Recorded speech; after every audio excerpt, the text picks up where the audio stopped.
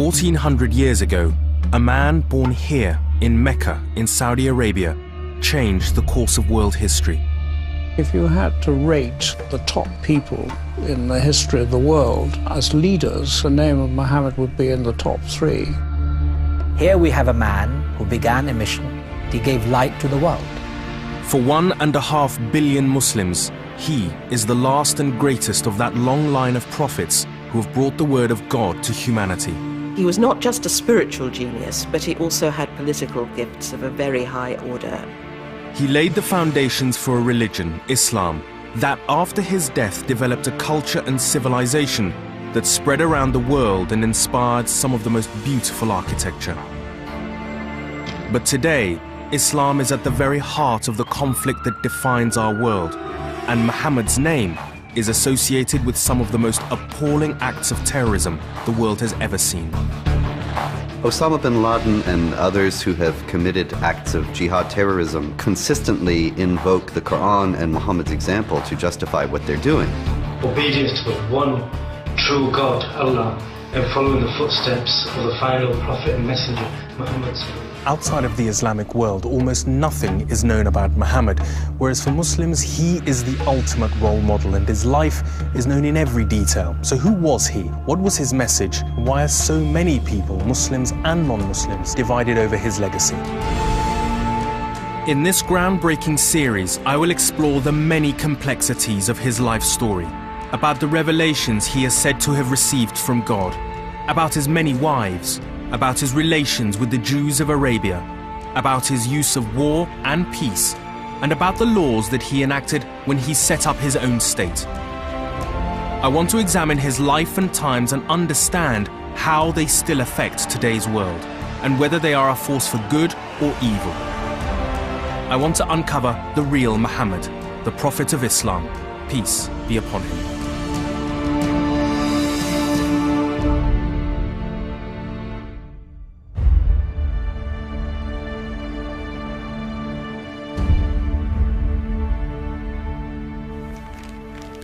When Muslims come on a pilgrimage to Mecca, they put on 2 simple pieces of white cloth. They discard their everyday clothes in favor of these simple cloths, which symbolize purity and make everyone equal. A tradition dating back to Muhammad's time more than 1400 years ago.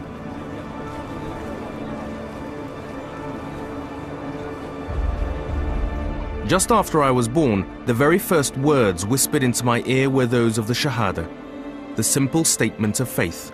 There is no God but Allah, Muhammad is God's messenger. Words that link me to this holy place and to the founder of Islam. Like most Muslims, the first human name I heard was not that of my mother or father, but of Muhammad. I first came to Mecca over 30 years ago as a child of just 5 years with my family on Hajj, the Muslim pilgrimage.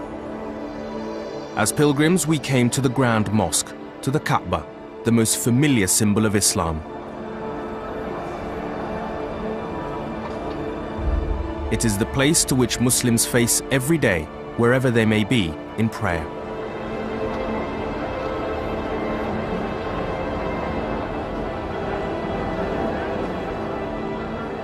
When Muslims circle the Kaaba, they walk in the footsteps of their Prophet Muhammad in devotion to God. People come from the 4 corners of the world, but what unites everyone here is a desire to emulate the life of the Prophet Muhammad. A man as important to Muslims as Jesus is to Christians, a man who defines who they are.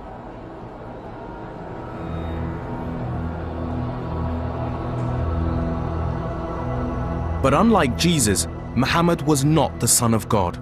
For him, there was no miraculous birth, no healing miracles, and no resurrection after death.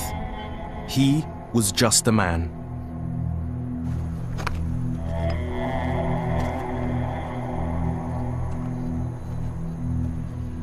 Muhammad was born 1400 years ago in one of the world's most inhospitable regions.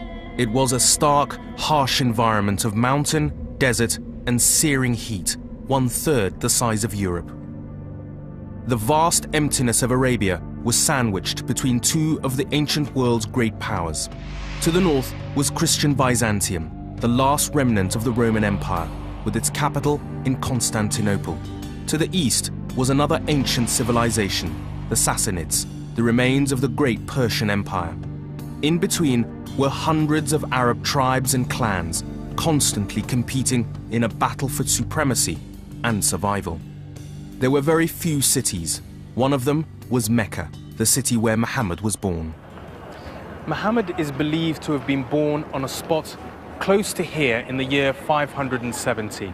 His father Abdullah died before he was born, and his mother Amina was very poor. And what's really interesting is at the time there was no sense of the coming of a Messiah. There was no stars in the sky, and wise men didn't travel from afar in order to worship him. In fact, at the time, barely anyone noticed and no one really cared.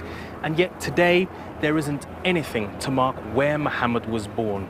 No shrine, no museum, not even a plaque on a wall. Most Muslims make a clear distinction between the messenger and the message. Muhammad may be held in high esteem, but to worship him is considered shirk, a heinous and unforgivable corruption of Islam. So, over the years, many sites connected with Muhammad and his life have been removed to ensure there is no worship of anyone other than God. The same goes for visual depictions of Muhammad. Unlike in Christian churches with their myriad images of Jesus on the cross and the Virgin Mary, mosques have no images of Muhammad or any other person at all.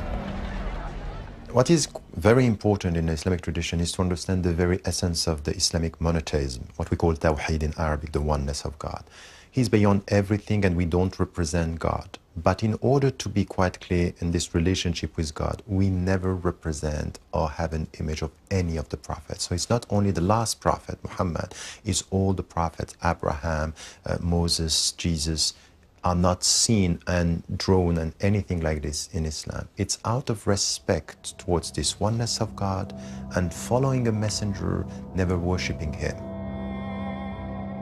In the past, some Ottoman and Persian miniature paintings have depicted Muhammad, but his face was always hidden behind a veil. But in the West, there is a long history of depicting Muhammad in drawings and paintings. Most recently, a Danish cartoon portrayed him as a terrorist with a bomb in his turban. This led to an explosion of anger and protest right across the Muslim world, not just because it was showing Muhammad's face, but also because it was ridiculing him too.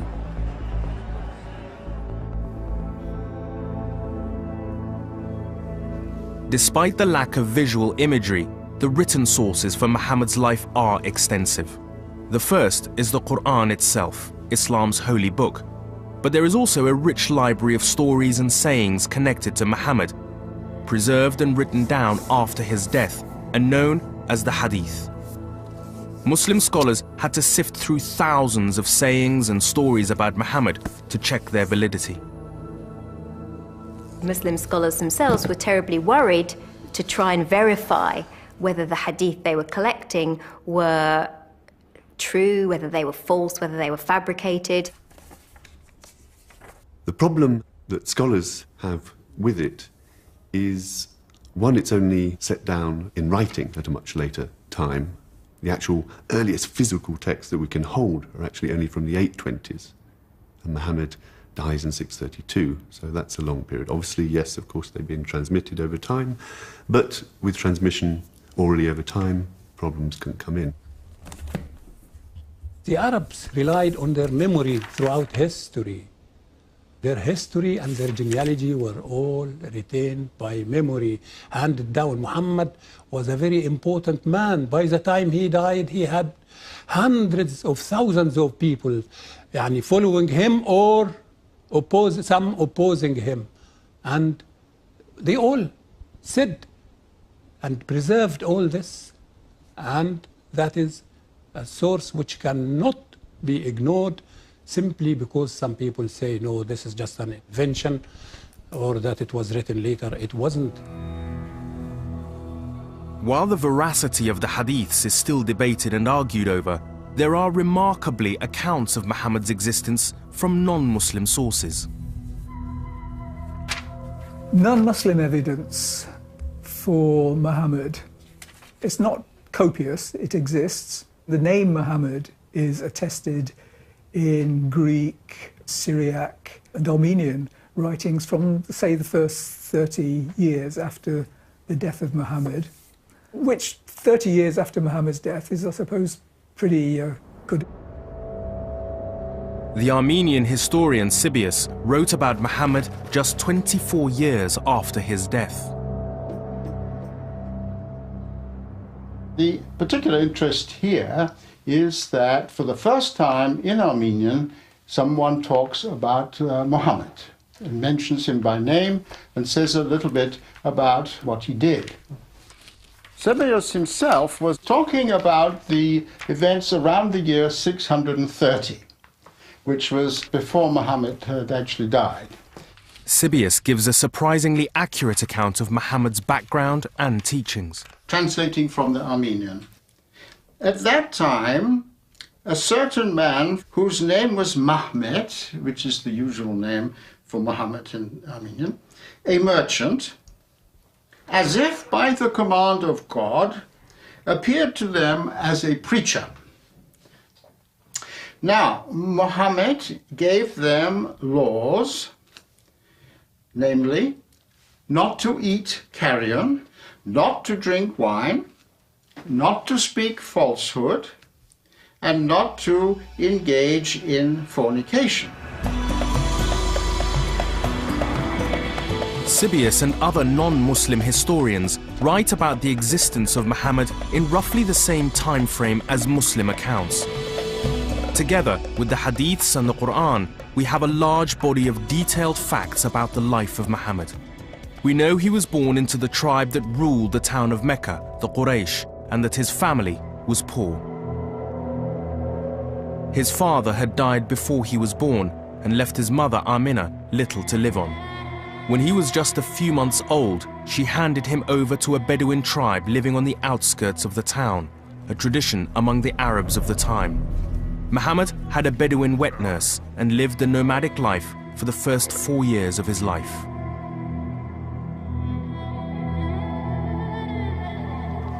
Arabia at the time of Muhammad's birth was a cruel place to live. There was no law, no state, and very little peace. Tribal loyalty and customs were the only sources of protection.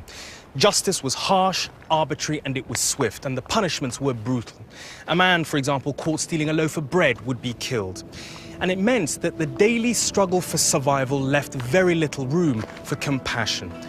For most people, there was very little chance of a better existence. Muslims have a special word to describe this era, the Jahiliyyah, or the age of ignorance.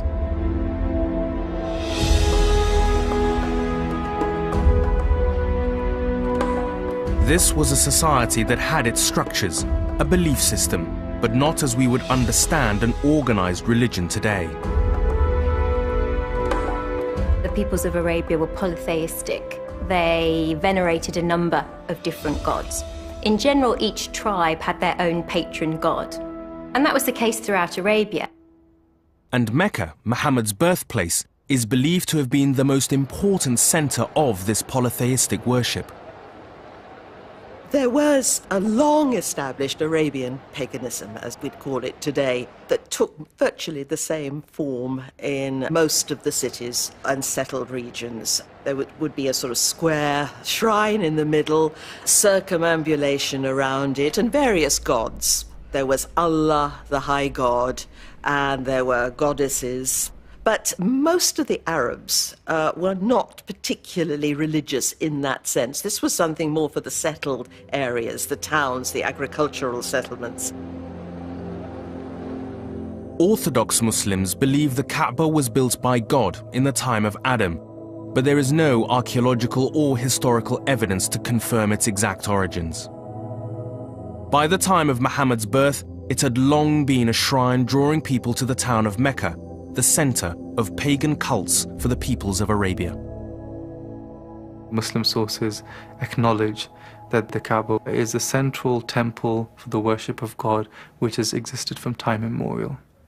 So there's a sense in which the first founder of this particular sanctuary for God was Adam. And then the various prophets after kept it up, and then it was eroded away as people moved away from the worship of the one God. And then it was rebuilt by Abraham and his son Ishmael. And then again, people forgot what its reason was. There are no non-Muslim sources which connect Abraham to Mecca, but by Muhammad's birth, the Kaaba contained the idols of over 360 different gods, each one venerated in its own right.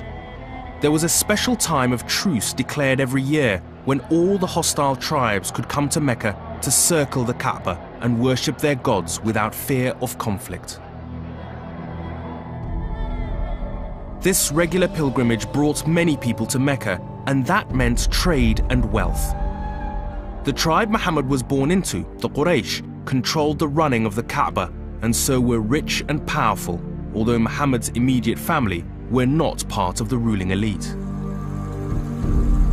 At the age of 5, Muhammad returned to his mother Amina and lived in Mecca, but she was in poor health. She decided to visit some of her family in Yathrib, a town about 300 kilometers north of Mecca. But as the camel caravan made its way through the desert, Amina's illness got worse. The caravan stopped here in the small oasis of Abwa in order to drop off Muhammad and his mother in the hope that she would recover her strength. But it was not to be. After just a few days, Amina died. With both his parents now dead, Muhammad was all alone in the world, an orphan at the tender age of 6. These searing events would have a profound impact on his outlook and his personality. And Muhammad's virtually alone at this resting place, watching his mother die. And it's only when the next caravan comes on this well-established journey that he gets reintegrated into society. It must have been terrifying and deeply poignant and disturbing. The young Muhammad was to learn even more about loss and sorrow. He was taken in by his paternal grandfather, who died just 2 years later, before coming under the protection of his uncle, Abu Talib, a powerful figure among the Meccan elite. Abu Talib was a trader taking caravans to Syria, part of a business which from ancient times connected Arabia to the popular centers and civilizations of the Middle East and beyond. Mecca was a link in that chain. I imagine trading caravans, picking up the spices from the Yemen or silver or the leather, bringing them to Mecca, and a quite separate group of traders picking them up and taking them to Syria, to Gaza, to Egypt, to Palestine. And all around the holy sanctuary you'd have had the bustle of trading and of camels being gathered. For Muslims, Mecca is seen as a major trading center at the time and a fitting place for the birth of their prophet. But some historians dispute its historical importance. The Muslim tradition gives us a portrait of Mecca as this great trading city, this great pagan cult center.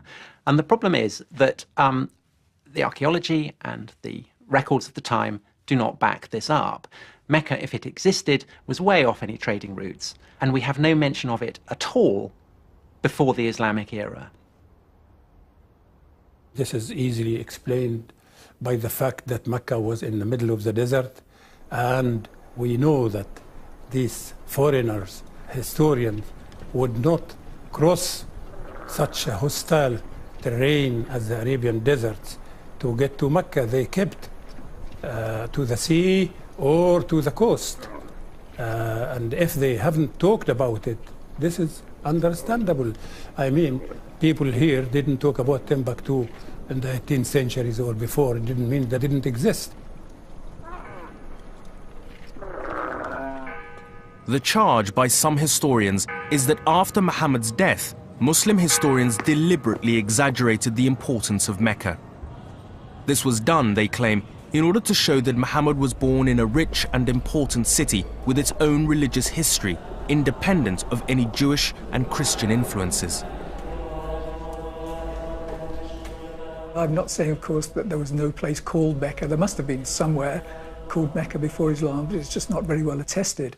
But its importance for Islam, I would imagine is something that is discovered by the early Muslim community as it develops. And by the early Muslim community, I'm not thinking of the Prophet and his followers, but rather Islam as it begins to develop following the Arab conquest of the Middle East. Whatever the importance of Mecca, Muhammad's involvement in the caravan trade was an extraordinary opportunity. Not only did it lift him out of poverty, but it also brought him into contact with the outside world. The pace of travel was slow, through desert and oasis, through Arabian towns, and past the ruins of ancient civilizations, such as Petra, the capital of the Nabatean Arab civilization, brought to ruin by a massive earthquake. In his travels, Muhammad would have heard stories about these other peoples with their alien cultures and different faiths. When I talk to extremely pious Muslims, they don't want any influences at all. They just want the Prophet like a white sheet of paper to be written on, by the words of God. One can still allow that image, but absolutely, for me, the caravans are vital. I mean, the experience of knowing the tribes, of dealing in marketplaces, seeing what people wanted from the world, seeing the difficulties of the world, experiencing the ruins of great Arabic civilizations, passing by the ruins of Petra, looking at the glories of Damascus. I mean, that experience of the world, he knew about the realities of what the Arab world was about.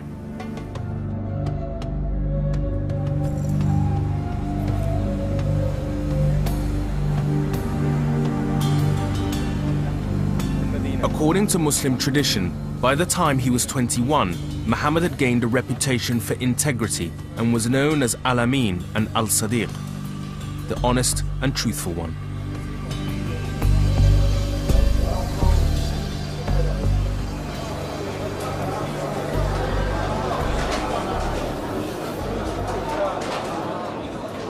So what did Muhammad, a man entering his prime, actually look like? Although Muslim tradition prohibits any portraits of him, we do have a detailed written account from one of the earliest biographies that describes him as a little above average height. He had a sturdy build with long, muscular limbs and tapering fingers. His hair was long, thick and wavy. His eyes were large and black with a touch of brown. His beard was thick. He was of fair complexion and now ready to get married. Muhammad's first attempt to find a wife ended in humiliating failure. When he asked his uncle for the hand of his daughter, he was refused because of his lowly status as an orphan. But then his luck changed dramatically. He was asked by a rich older woman called Khadija to do some business for her in Syria.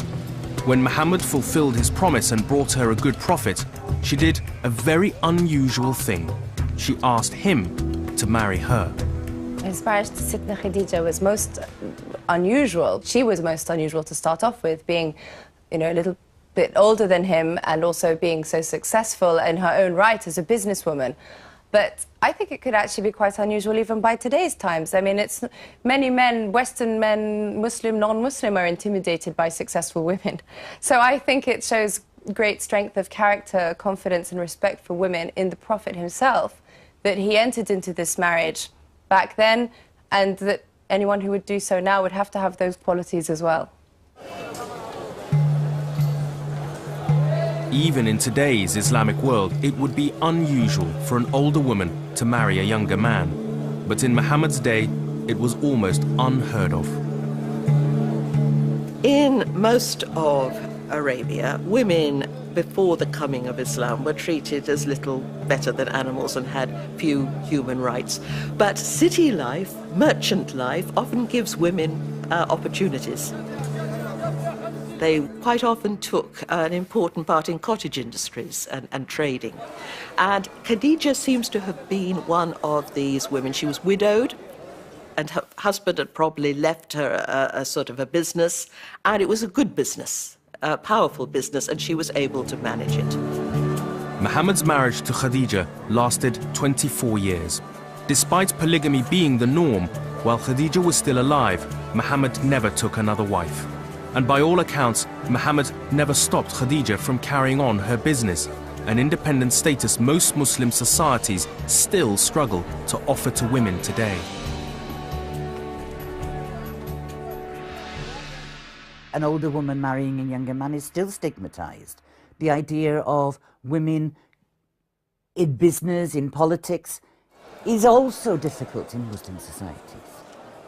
In the case of Khadija, she is proof that women are an equal partner in creating a Muslim society.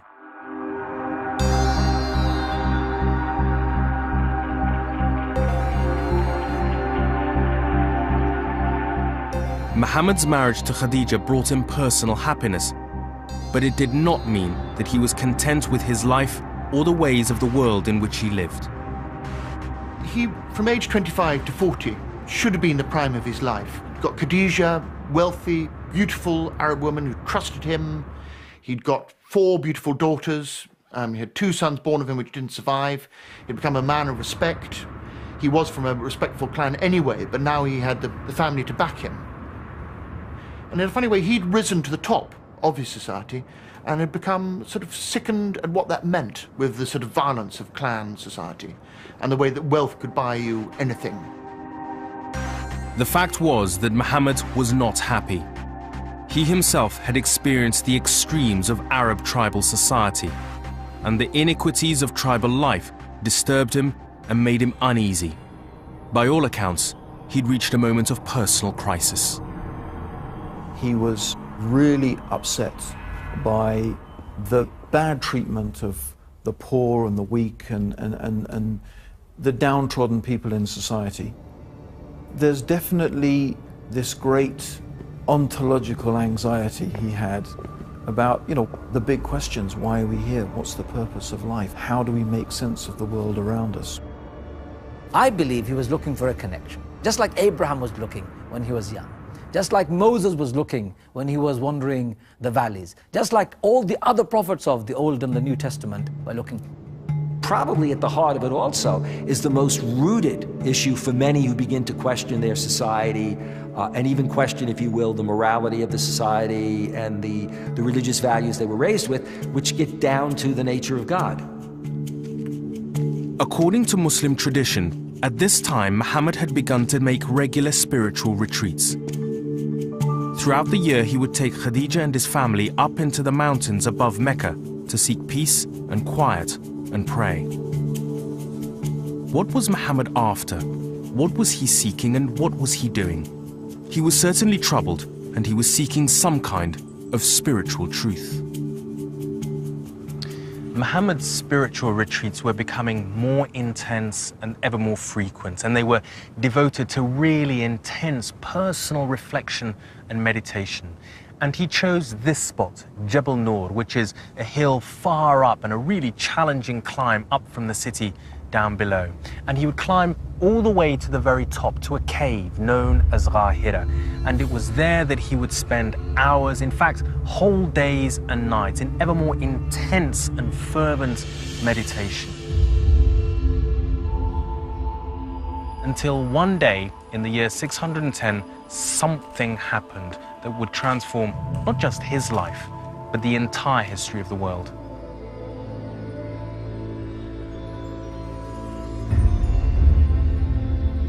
According to Muslim tradition, Muhammad was meditating as usual, and he fell asleep. But then suddenly, he awoke in abject terror. His body was shaking uncontrollably. He later described the experience as if an angel had him in such a tight, suffocating embrace that he felt that his life was being squeezed out of him.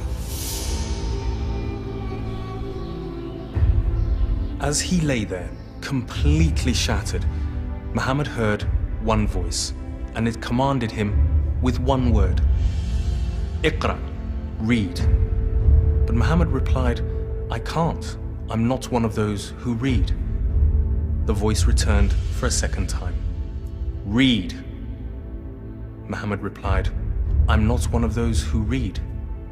Then the voice returned for a third time. Read. And on this third command, Muhammad replied, what shall I read?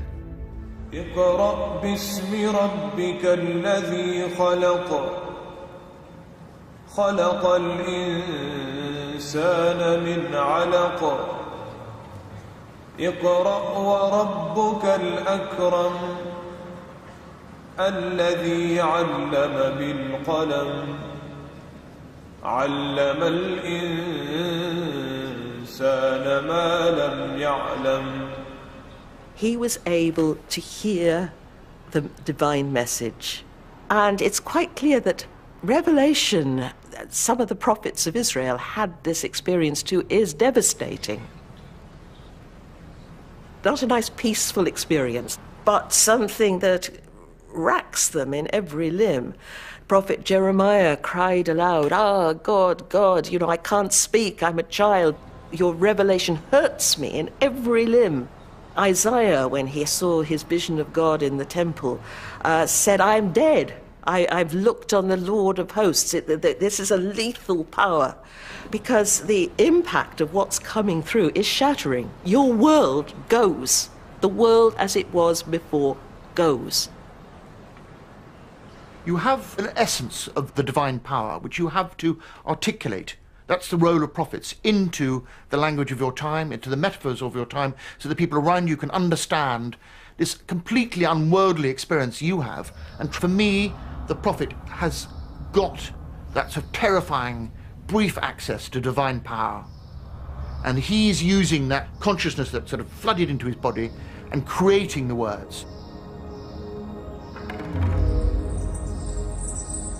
This is the defining moment in Muhammad's life, and today for the 1.5 billion people all around the world who follow him, completely accepting his revelation defines what it means to be a Muslim. And yet, at the time of the first revelation at the cave of Hira, Muhammad's reaction was very different. Muhammad ran to his beloved wife. Khadija, oh Khadija, he said, cover me, cover me. What has happened to me? I fear for myself. Khadija took her cloak and covered his exhausted body. And then, with all of his doubts, she was the one who reassured him about his experience. Khadija's words not only calmed Muhammad, but they also helped him reconcile himself with what had happened. The seeker had finally found what he was looking for. But then, nothing.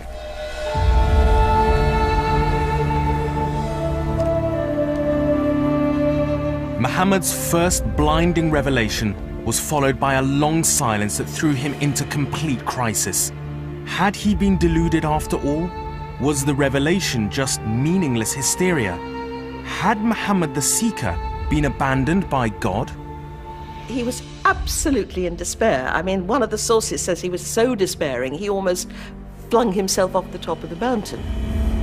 Days of silence became weeks, then months. All the while, Muhammad lived in turmoil, doubting what he had experienced, doubting himself. Then one morning, after several months, the long silence ended and the revelations began again. وَالضُّحَى وَاللَّيْلِ إِذَا سَجَى مَا وَدَّعَكَ رَبُّكَ وَمَا قَلَى وَلَلْآخِرَةُ خَيْرٌ لَكَ مِنَ الْأُولَى وَلَسَوْفَ يُعْطِيكَ رَبُّكَ فَتَرْضَى أَلَمْ يَجِدْكَ يَتِيمًا فَآوَى.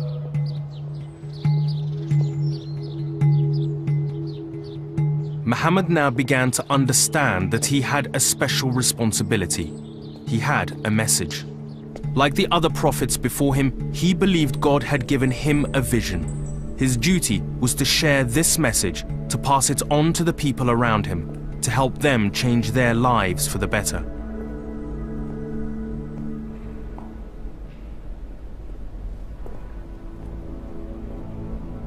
Muhammad's revelations would become the sacred text of Islam and what is now known as the Quran, literally the recitation.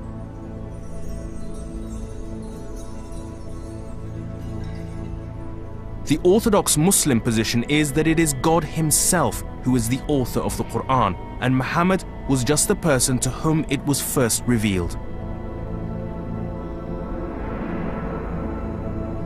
The Quran is considered by most Muslims to be God's miracle. Throughout Muhammad's life, he steadfastly denied he had any miraculous powers. He insisted no extraordinary signs and wonders were associated with him, except for the words. He was just a man. The Quran, the message, was the only miracle that mattered.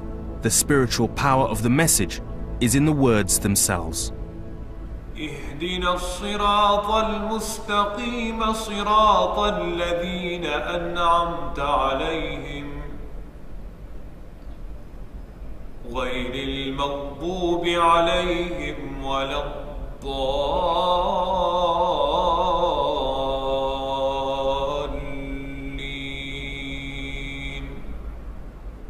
Almost all Muslims believe that Muhammad was unable to read or write.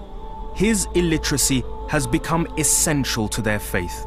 It is important because some critics of Islam have often claimed that Muhammad, in his travels, must have read Christian and Jewish scriptures, and so borrowed religious ideas from them, which he then rehashed as his own message. But if he could not read or write, then he was, the Muslim argument goes, pure and free of any such influences. And the revelations that form the basis of the new religion of Islam came direct from God.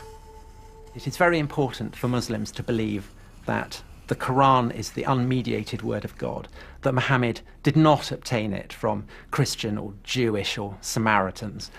That is why, despite the Quran actually saying the opposite, tradition says that he was illiterate. That is also why he is put in the middle of a desert, because in the middle of a desert he is hundreds and hundreds of miles away from the melting pot of the Near East, the place where all these extraordinary religious traditions are bubbling and welling up.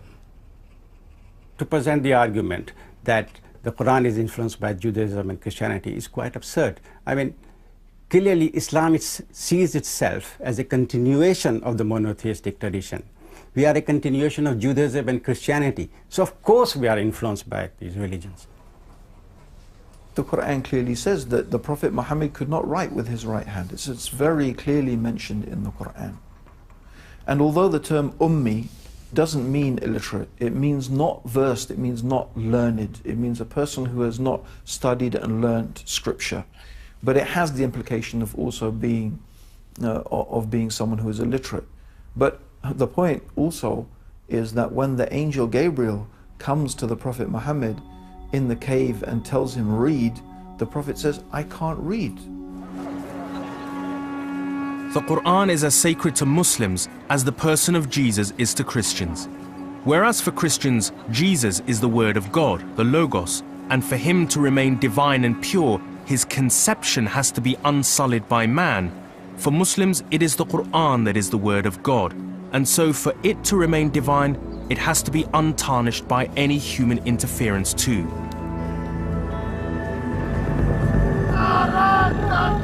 So dishonoring the Quran is profoundly shocking to Muslims, as it's an attack not only on Muhammad, but also on God himself.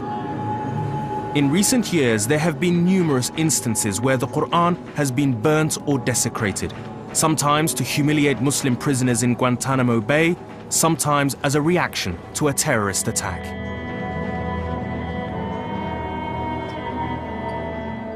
Initially, Muhammad took his message to those closest to him. The first convert was his wife Khadija, followed by family members like his teenage cousin Ali, who would eventually marry Muhammad's daughter. And then there were good friends like the prominent local businessman Abu Bakr, who would eventually succeed Muhammad as the first Caliph of Islam. It's often said that the earliest Muslims were a mixture of young men from aristocratic families, as well as those who were very much on the margins of society. So there's the idea that Islam was a revolutionary message. Revolutionary in the sense that it actually wanted to overturn the social order, the cosmic order of society at the time. The process of conversion was as straightforward as it is today. All it requires is the simple statement of faith in front of two witnesses. The key requirement is that conversion must be the exercise of free and informed personal choice. In fact, one of the most important people in Muhammad's life, Abu Talib, who was his uncle and the head of his clan, who protected him throughout all his troubles in Mecca, never converted, despite Muhammad's best efforts to persuade him. And there was nothing he could do about it. The most direct, the most unequivocal statement in the Quran is there is no compulsion in religion, no ifs, ands, or buts. That is the essence. Unless you make a free choice, a free, willing choice for faith, you cannot be held accountable for your actions thereafter. That's the essence of what Islam is about. The Quran itself is quite clear. La ikraha fi ad-din is often quoted as an example from the Quran itself. There should be no compulsion in religious matters. And the Prophet said, even vis-a-vis the pagan Arabs, lakum deinukum wali deini, to you your religion and to me mine. And that seems a very good way of promoting tolerance. But of course, throughout history, we have seen that that kind of attitude has not been respected.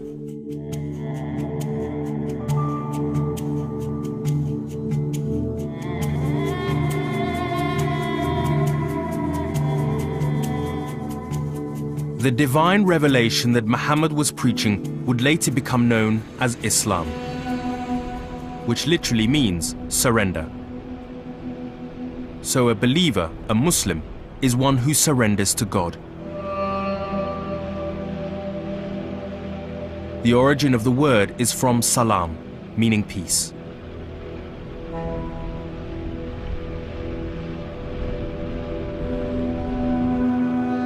At first, when Muhammad began his mission to the people of Mecca, he kept referring back to the Abrahamic message of the Christian and Jewish prophets, that he was only preaching what they had preached, the message of the one true God. And he repeatedly warns against oppression and the injustices of Meccan society. He becomes and is, in many ways, the heart of what a prophet is. A prophet is one who, yes, brings and declares God's message, but a prophet at heart is a warner, because he's a reformer. The reformer is warning the society and saying, this is a society that has departed from the straight path. Muhammad's message was not always welcome. The rulers of Mecca, the Quraysh, disliked what he preached about equality for all. The more he preached, the more incensed the Quraysh became. So they tried to make him change his mind by offering him money, power, anything that he wanted. To all their proposals, Muhammad gave the same answer. I haven't come here to accumulate wealth or to be your leader or to be your king. I've only come here for one purpose, and that is to be the messenger of God and to convey His word. And if you accept, it will be beneficial for you. But if you don't, I'll simply wait and await God's judgment. Now, clearly, for the Meccan authorities, gentle persuasion was not going to work. They were going to have to try something else, something a little bit more aggressive.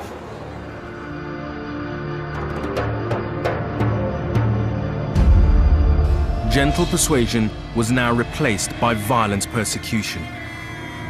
Muhammad's followers, especially those with no clan or tribal protection, such as slaves, women and orphans, were now subjected to brute force.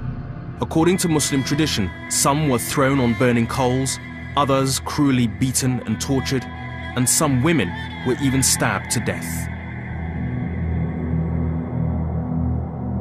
Now this is because Muhammad is challenging the Quraysh where it hurts, in their purse, because the old cult is very much bound up with the whole business of Mecca. People come to the Kaaba and they come to worship in the Kaaba, and this will be really bad for trade. They are very, very angry. They feel it is a profound threat. Muhammad and his small band of followers faced a very difficult situation. They were attacked in public, both verbally and physically, and in private, they had nowhere they could meet and pray. a million miles away from the freedom of worship that Muslims enjoy today. This 5-story mosque and Islamic centre is being built here in northwest London, and similar things are being done almost everywhere where Muslims live in the West. And although we take this kind of opportunity for granted today, the Prophet faced a completely different experience when he first tried to gather his own Muslim community amongst his own people in Mecca. What's amazing standing here with you now is that the building of this community centre is so different from the experiences that the Prophet had establishing his own first community, where he didn't have any of the opportunity or freedom. Well, yes, I mean, those were a very difficult time. Obviously, Islam started, Prophet Muhammad had to work very hard and not allowed to pray, not allowed to do anything what they had to do. And even if they're going for praying, they have to endure a lot of problems, humiliations there, etc. But nowadays, things are different, mashallah. Instead of trying to resist the Quraysh's persecution with force, the Prophet looked for another way to safeguard his followers. In many ways, a far more radical step. He got them to leave Mecca, to abandon their homes and seek refuge on the other side of the Red Sea, in the African kingdom of Aksum, ruled by King Negus, a Christian.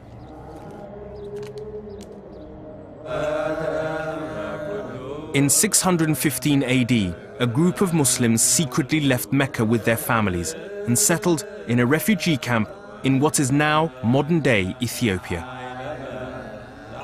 The Quraysh were incensed by this exodus. They immediately sent a delegation to Negus, the king of Abyssinia, in order to persuade him to send the exiles back home.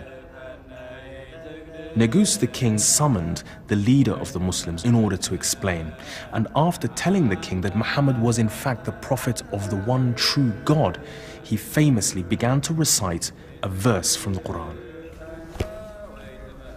The verses he read described the virgin birth of Jesus and described him to be a prophet of God. The words worked their miracle, and Negus the king of Abyssinia was moved to tears and allowed the Muslims to stay. Back in Mecca, the Quraysh began to turn the heat up on Muhammad and his remaining followers.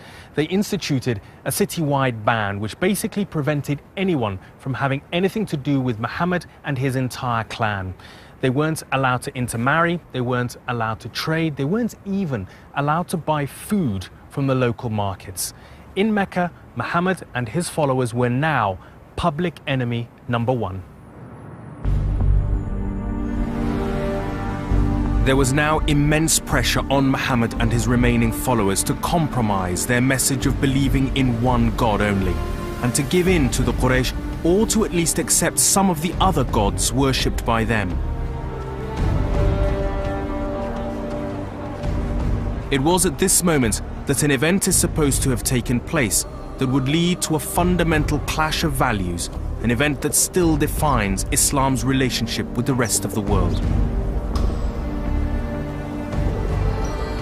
Most Muslims deny that this event ever actually happened, but it has been used by Islam's enemies to condemn both Muhammad and the Quran as bogus. There are many different accounts of this story, but the main version goes something like this. One day Muhammad was sitting somewhere in the Kaaba when he received a new revelation, one which suggested that he could strike a compromise deal with the Quraysh that would allow them to continue to worship their old gods. Well, when the Quraysh heard this, they were overjoyed. At last, they thought, Muhammad was coming back to their way of thinking.